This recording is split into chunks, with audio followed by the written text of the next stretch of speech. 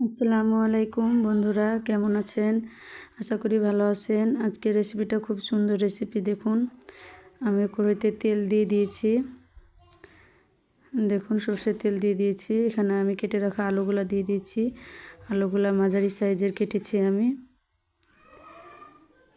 সয়াবিনগুলা আমি ভিজিয়ে রেখেছিলাম, আমি দিয়ে দিয়েছি। দেখুন, ভালোভাবে নেড়ে এটাকে ভাজা করে নিতে হবে। আমি লবণ দিয়ে দিয়েছি আর হলুদ দিয়ে দিয়েছি। দেখুন, ভালোভাবে এটাকে নেড়ে ভেজে নিতে হবে। ভাজা হয়ে গিয়েছে। এবার আমি একে একে আলুগুলো উঠিয়ে নেব। কড়াইতে সর্ষের তেল দিয়ে দেব আমি। পেঁয়াজ কেটে রেখেছিলাম, দিয়ে দিলাম। ভালোভাবে নেড়ে নেব এটাকে, পেঁয়াজটাকে। দুটো পাতা দিয়ে দিলাম।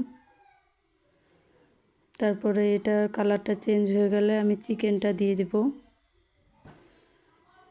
ভালোভাবে চিকেনটাকে আমি নেড়ে নেব।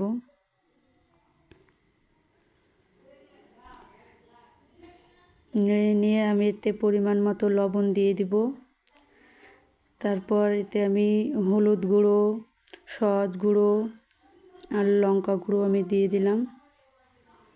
ভালোভাবে নেড়ে নেব এটাকে। দেখুন, নাড়া হয়ে গিয়েছে, খুব সুন্দর লাগছে। দেখুন, এবার আমি এতে কাঠ দিয়ে দিলাম, দুটো মশলা দিয়ে দিলাম। ভালোভাবে নেড়ে নেব। বন্ধুরা, আমি নতুন চ্যানেলে, প্লিজ আপনারা আমাকে সাপোর্ট করবেন। আমি ভেজে রাখা আলু আর সয়াবিনগুলো আমি দিয়ে দিলাম।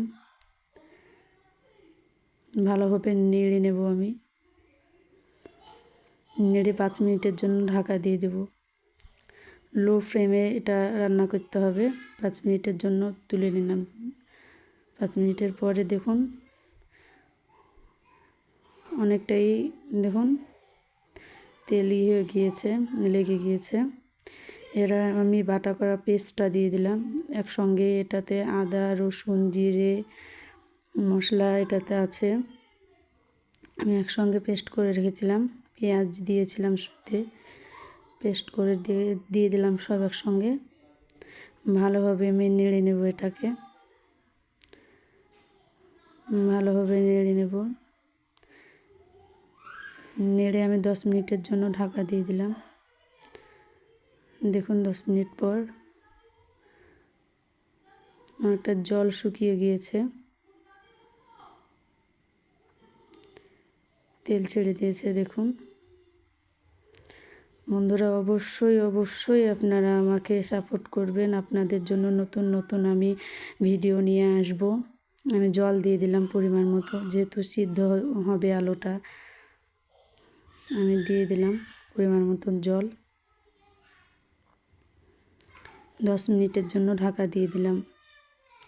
10 মিনিট পর দেখুন, 10 মিনিট পর কালারটা দেখুন, অনেকটা জল শুকিয়ে গিয়েছে।